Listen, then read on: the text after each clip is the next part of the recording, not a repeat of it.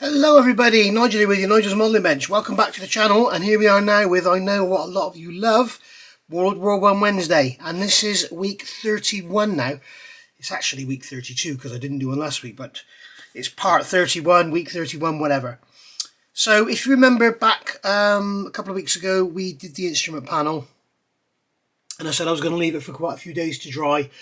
And then I did leave it about a week. I've given it a clear coat LP9. I've left it about another 3 or 4 days. And now I've gone around and done the detail painting. Looking in this fantastic book that was given to me by the wonderful Ray from Wingsock Productions. You can see in here we have instrument panels on sock with camels of various different guises. There are some differences. But I did notice that with these, I know these are restored, but they're original parts by the look of it. And we have a black surround around each dial, and then there's a lighter colour wood around backing. So what I've done, I've gone in with like a buff colour around the back of the gauge, and then a black colour around the front, and then just picked out the little fixings. The compass in there, I've put some clear resin in there just to sort of flush it up a bit. And then here, down in here, we've got the brass bits and pieces. We've got some switches down here which have brass ferrules on them. Remember, Bakelite wasn't around then. And then here we've got the brass surround for that gauge.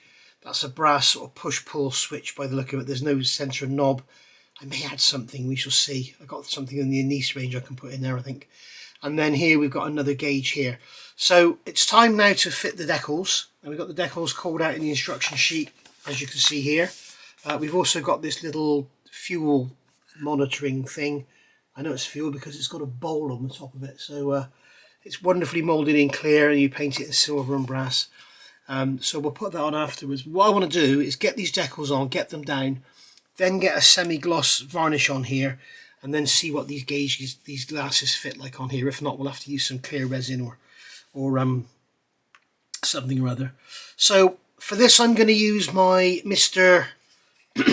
Mark Softer Neo and Mr. Mark Setter Neo. The setter goes down first and then the softer goes on after. The setter basically helps to glue them down. I'm not sure how old this kit is, so I'm going to need my scissors as well. So I'm going to use the Mr. Mark Softer Neo. It kind of looks like white glue. It's because basically it's what it is. It's very, very thin white glue, and it really does help them stick down. So that's what we're going to do. I've got my little tub of warm water here. I've got my little scissors, these wonderful tweezers which you can get from Brooks Models. These are the God Hand SH tweezers. They are absolutely wonderful. They've got flat ground ends on them. You get the pointed ones like the Anise tweezers I use all the time. I absolutely love these things. These are awesome. And they've got a very, very fine point. You can actually stab yourself with them. I've done it on various occasions. But they are absolutely brilliant for really fine detail. But for doing decals, what I found, these things are amazing. I don't know if you watch my Pocker Porsche builds. I did the instrument panel on that recently. And you just literally edge the decal over the edge of the paper, grab the decal, and just holds it flat. It doesn't want to all wrinkle around and everything. I've said that now, so it'll all wrinkle around and everything, won't it? So we're going to get these down. Little tip with decals, I always say this whenever I do decals, don't ever cut them with a knife. Always use scissors. Reason being, if you have a look closely after you've cut something with a knife, if you just get a piece of card, a business card or something like that, cut it with a knife, and then just next to it cut it with scissors, and then have a look through a magnifier, and you'll see what I mean. When you cut with a knife, you plough up an edge, and that edge will stop the decal from going over, or even worse, it will get it to fold over on itself, and that can be a real nightmare. So always cut with scissors, and you get a nice edge to slide off of.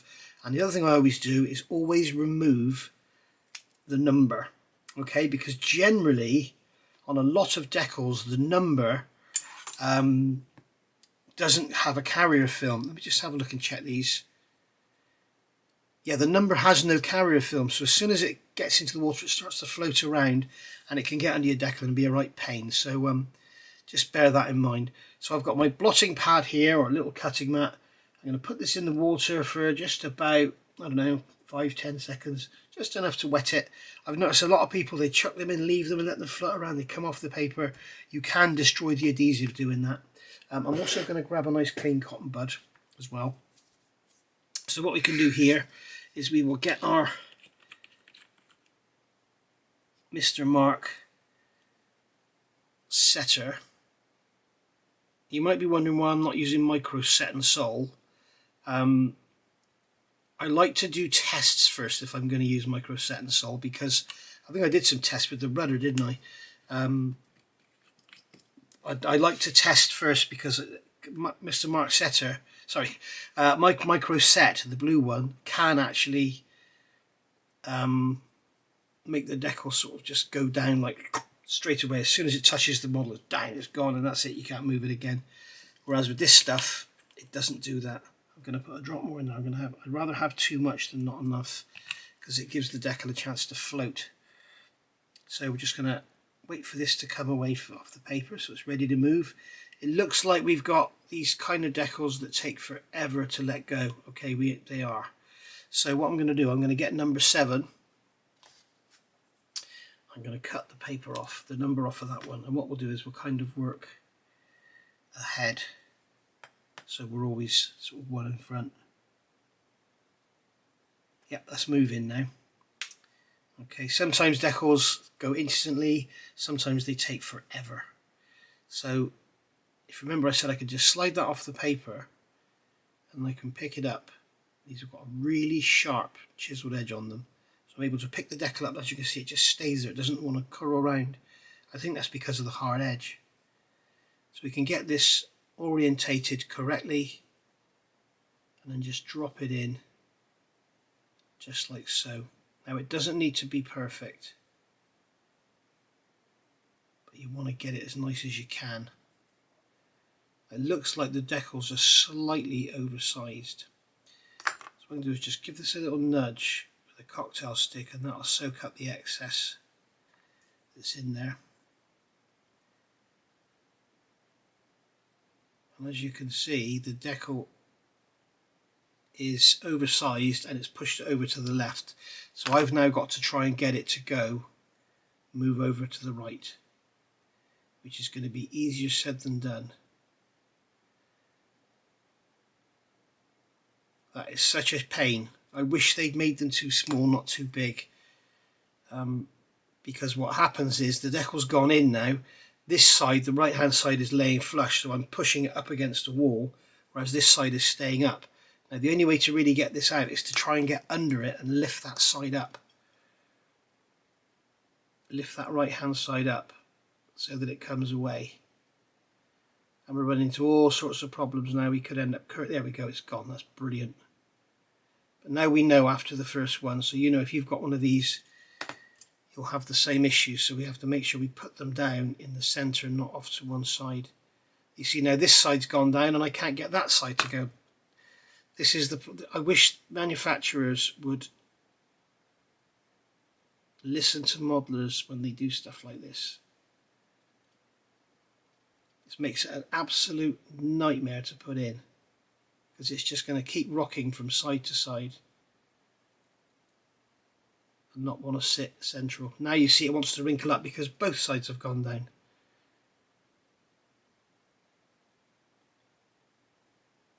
Doing decals on camera is always a nightmare. Ask any YouTuber. You know, putting roundels on a wing is one thing, but doing stuff like this is completely another. I think we're going to have to be kind of a bit sort of, that'll do. Otherwise I'm going to end up chopping this thing into a million pieces. There we go, that's gone down now. It's a little bit low, but it's going to have to do. I don't think I can get it up again after I've pushed it down that much. I'm not going to chance it. So yeah, if you're watching any manufacturers, which I very much doubt you are, this is basically a sculpting tool. These things are brilliant for decals. This is what I tried to do my wood grain with, if you remember. So I can use that to push that decal into those corners. As you can see, that's gone in lovely. It is a tad low, but hey ho, it's going to have to do. You can see there, that's gone on. you can see this tool, I can get in here into these corners and really push the corner in and get the liquid out. There we are. They're dead flat as well, these decals, which is nice. So there's that one in. Now the next one is going to go into this right hand side here. I'm going to do these off camera, guys, because it's an absolute nightmare doing stuff like this on camera. It's just asking for it to go wrong. So I'll see you back when I've got the decals on, and we'll go from there. Alright, a couple of hours have gone by, and as you can see, there's the instrument panel looking all good. The decals, I don't know how old this kit is. Charlie sent me this kit from Australia. I don't know if it's a re-release or if it's old stock or whatever, but the decals don't seem to stick. Like around the edges where they've lifted, I've tried all the setting solutions on them and nothing actually seems to make them want to pull down really tight. So what I'm going to do, before I put this LP24 on, I am going to be absolutely unprepared in, yeah, here we go. Mark Fit Super Strong. Now this stuff is lethal, okay? This stuff is very, very strong. So you really want to keep it off your paintwork because it will dissolve the paint. So I'm going to put this on here, get a good drop going. Okay, I'm going to put that in there and let that, see what that does, because if that doesn't pull them down, then nothing will. This stuff is mega. It will, you can use it as paint stripper, I think. It's that strong. I don't think I'm going to put it on that badge there, but you notice I've got this mounted on a holder now, so I can actually, I'll just pull it around a bit, so I can actually keep it horizontal. In fact, I don't need to do that, do I? Because I can just put it on the bench. Stupid idiot. But there we go. So I think I'm going to put another drop in that one and let it really go to work. And then what we'll do, we'll take that little puppy out for a walk and we'll see how it looks when we get back.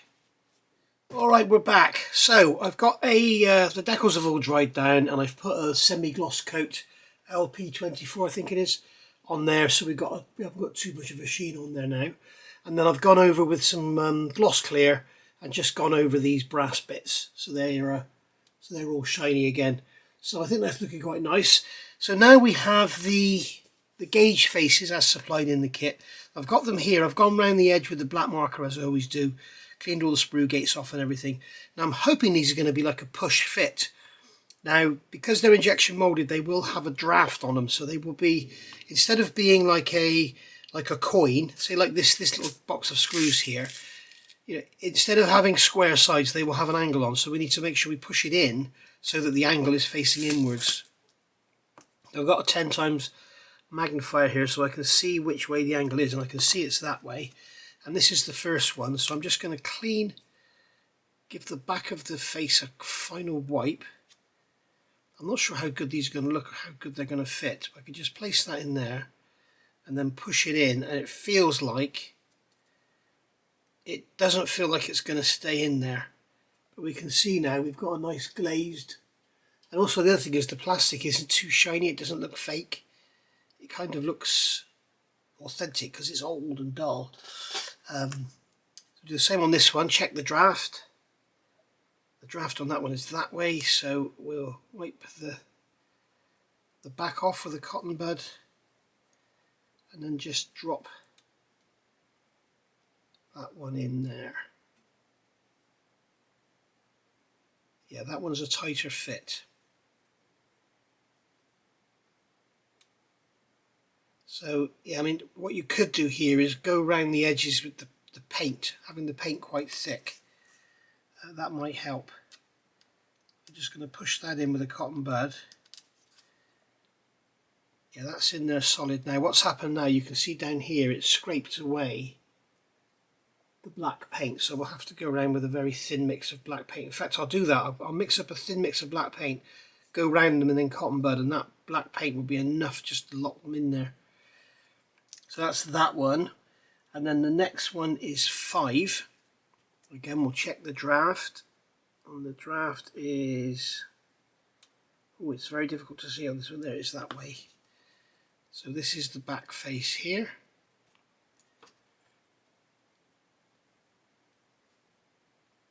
Again, that one feels fairly tight.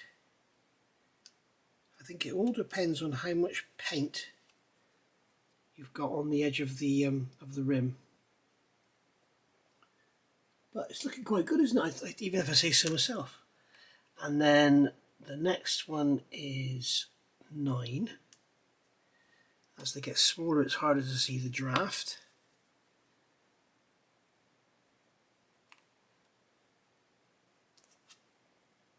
So that's going in there. Oh, just popped out again. So we'll just check the... Just check which way the draft is. Give it a quick wipe.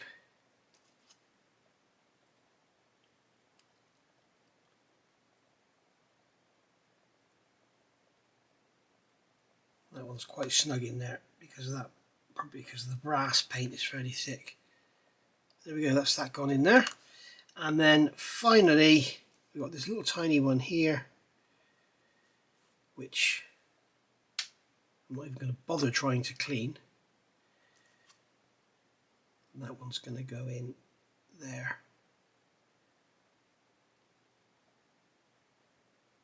He says. I can't even see it, let alone fit it in there.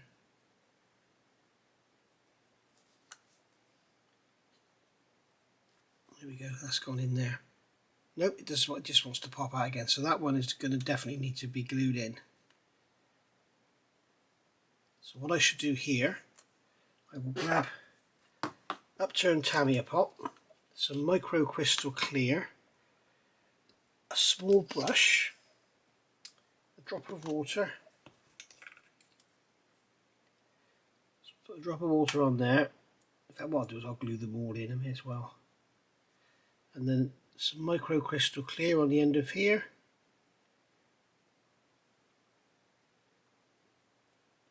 Drop more. Have it nice and thin.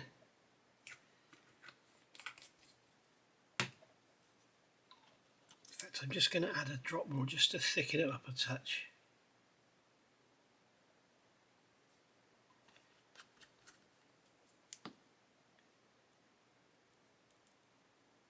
There we go.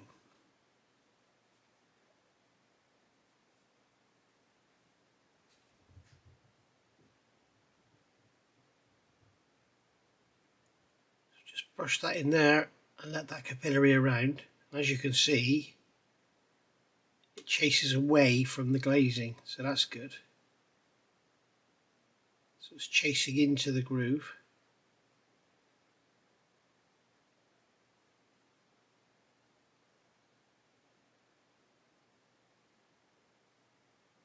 And that will actually fix them in beautifully.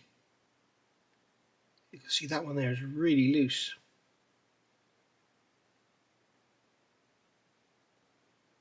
I've managed to get some glue into that little bezel around there, so I'm going to make sure the glue goes all the way around now because it will dry glossy and clear. We'll just put some in there. You can see it's got underneath the glazing on that. Well, that doesn't matter, it will dry clear. So I'm just going to grab a cocktail stick, just give this one a nudge and make sure it's in properly. It's just flown across the room, there's a shame. So what I'll do with this one, I will just put a blob. I didn't even hear where it landed, it went over to my right somewhere.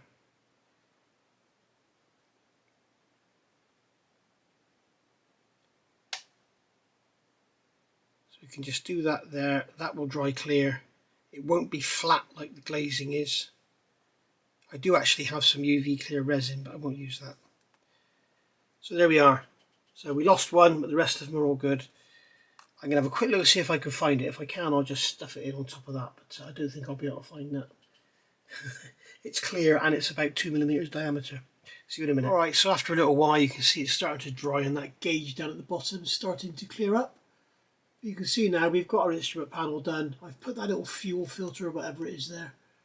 We can see we got our glazing on the gauges, so that's looking lovely. It could look better if it was done by a professional, but I'm afraid that's the best I can do. So there we are. So that's ready to fit now. We've got this already fitted. We've got this already fitted. We've got this oil tank going onto this engine bulkhead here. So the oil tank's in there and it needs some oils or whatever. And then we're going to fit all this out and we're going to basically get all of this finished.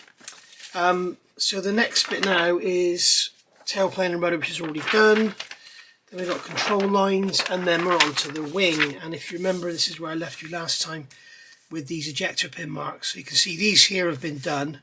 And what I did, I sanded them out and then I thought, no, it's not right. It's going to take me forever to sand them all out because some of them are quite deep.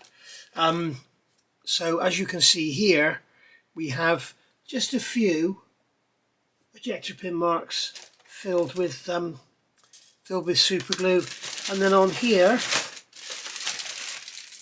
on this sprue here, we've got a couple more. Okay, just a couple more, and then on this sprue here, we've got a couple more. All right, and then on this sprue here, we've got we've got a couple more as well. And a lot of these are going to have to be gone over again. It's like you can see that one there. It looks like when I try and sand that out. Oh no, that's a raised one. But it looks like when I start to sand these out, it looks like I'm going to have to go over them again because they're not, you know, the super glue has shrunk back. So this is going to take me forever, so I'm not going to bother doing this now. I think it's going to be easier if I get the parts off the sprues. Easy to sand them. But you can see, for example, that one there, if I grab a skinny stick, get in there, it looks like that rib's broken there, look. That's obviously happened in transit.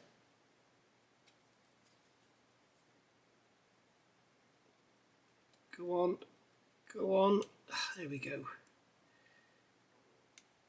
There we are, that's them back together. And we'll just put, so we don't forget in future, we'll just chuck a drop of extra thin on there. And let that capillary in do its thing. And there we go. So that's all good. Yeah, so when we come to sand this one,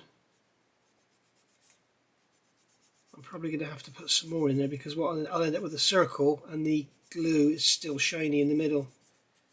There we go.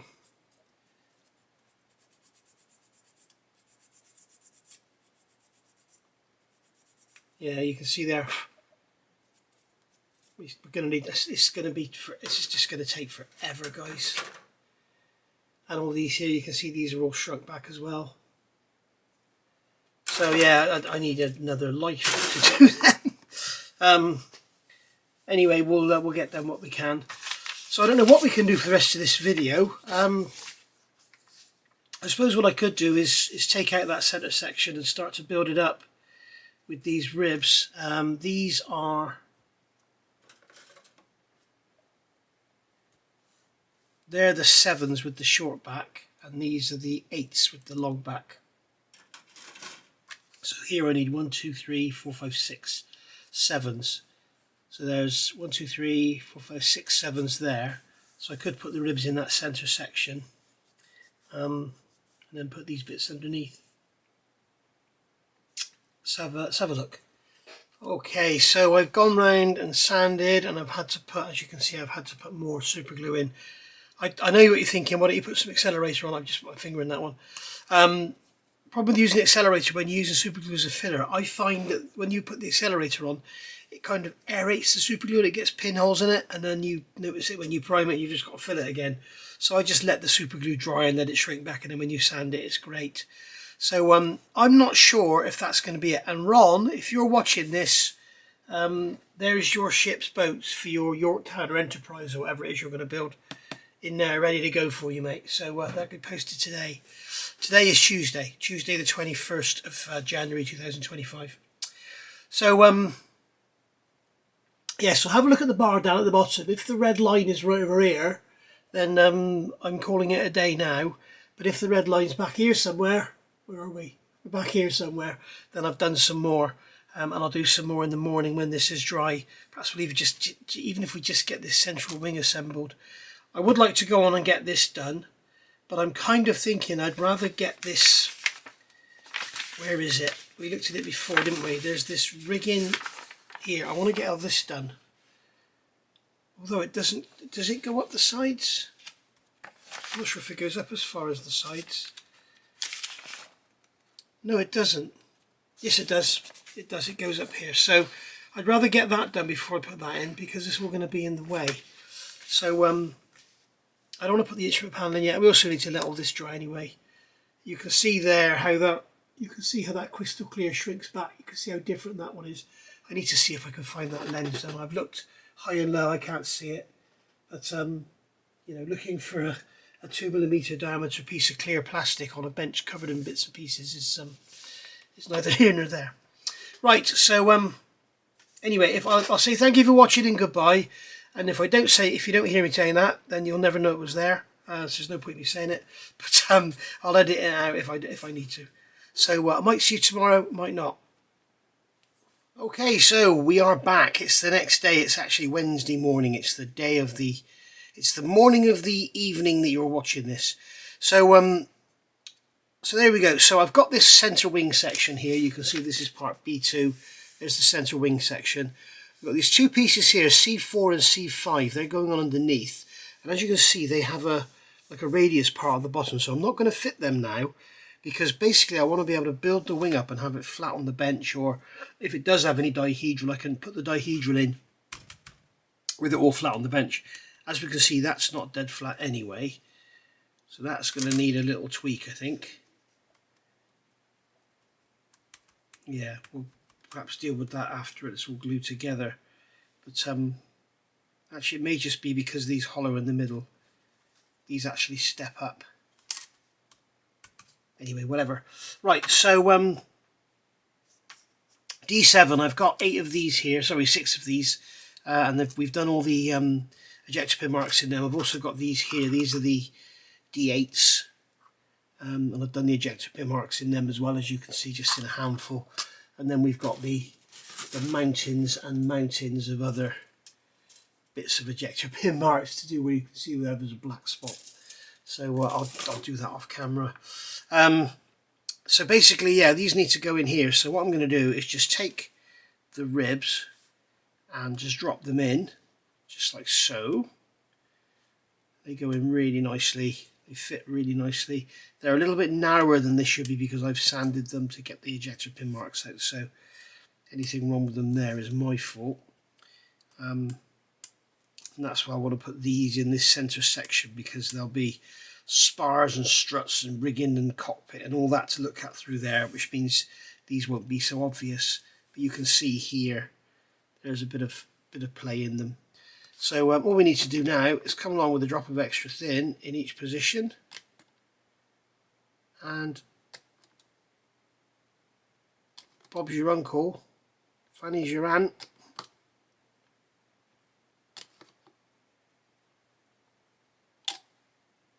Get them glued in. Now what we're going to have to do before we do any painting or priming or anything, we're going to have to deal with these gaps, because as you all know, when we come to do the wood grain, any gaps or anything will stick out like a sore thumb, because that's what wood grain does. It picks up any gaps or anything. So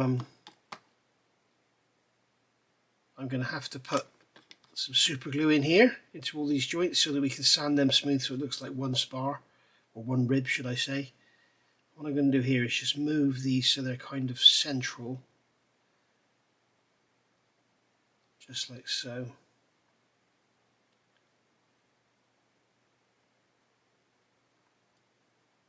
So they sort of line up better along there. So there we are. So that's our centre section done. And it's looking good. So what I've got to do now is get some black thin super glue, on a dirty old, let me get a cleaner one actually. That thing's seen better days, hasn't it? Here we go, we use this one. And that's just a Pringles lid on a coffee lid. There. So we get a nice big drop of that in there. This is the black thin Flexi 5K CA from VMS. You get that from Brooks Models. If you're in the UK, we can get it anywhere in the world, but the postage might be a bit off-putting if you're just getting something like a bottle of glue. But if you're in the UK, Brooks Models, and you'll get 10% off if you use MB10 on purchases over £15, and you'll get 20% off if you use MB20. It's Nigel's Modelling Bench 20 NMB. So I'm saying NB, NMB20. You'll get 20% off on purchases over £50. So well worth remembering for if you're buying some expensive kits or whatever. There we go. Just going to twist them, make sure they're square as well as even at the back. Just noticed that looking down on that one, it's kind of twisted over a bit. There we are. So we'll let that dry, and no doubt it's all going to shrink back and need a second application, and then we can get it sanded out and smoothed. We're going to have to do the same all over. Here in these areas here, what I might do there is go with Mr. Surfacer and paint it in, and in fact we'll do that now. Okay, so I've got a scabby old paintbrush. I don't ever use nice paintbrushes with Mr. Surfacer. And I'm just going to basically, this is the Mr. Surfacer 1000 mahogany. I'm only using the mahogany because it doesn't have a lot of uses for anything else that I do. And I'm just going to basically brush this in around here. I've just touched that super glue, which I shouldn't have done. And I'm just going to basically brush this in, and what this will do, it will go into the gap, dry, and what I can do then is remove it with a cotton bud with leveling thinners, and it will just leave the Mr. Surfacer in the groove, which if you watch my channel regularly you've seen me, I do that all the time. Okay, and then we can turn this over, and then we can put a drop in each position here.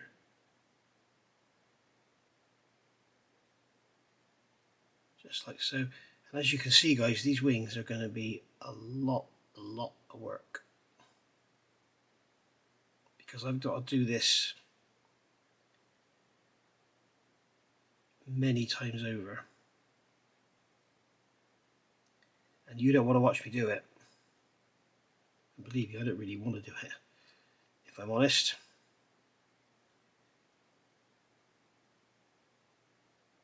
You can see there the super glue has gone down into there, so we've got super glue, cement and Mr. Surfacer in there now, so if you get any gaps in there, there is no excuse.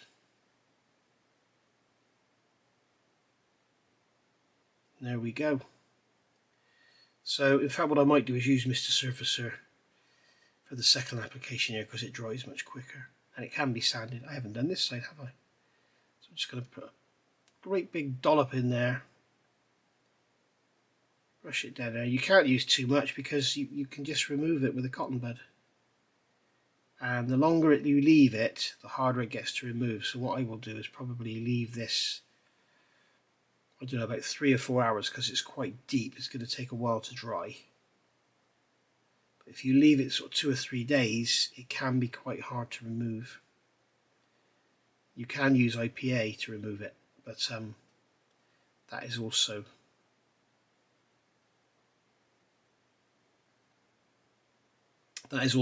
quite time consuming. So there we go. So there's all our gaps done on all our ribs. And we can just let that dry. How many times do I say that in a week on this channel?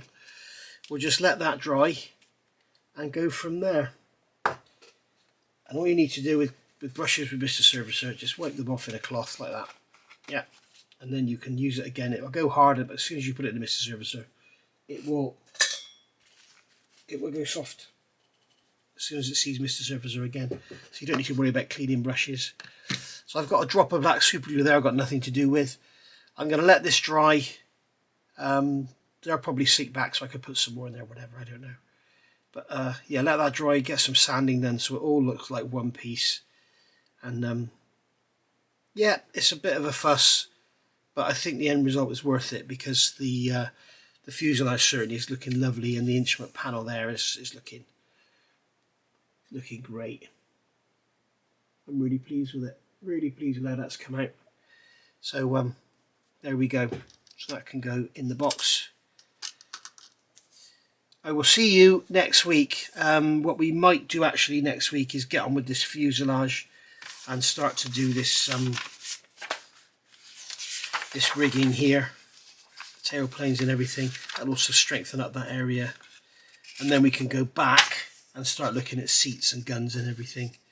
But I want to get all this done first, because as I said, you know, when it comes to this rigging, the least you can have in the way, the better.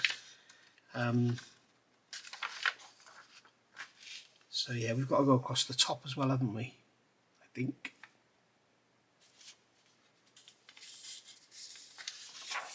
Yes. So you're showing it here with it all together, and it's not done yet. We've got to do this on the top. In fact, where are they showing that? We've got it there in place.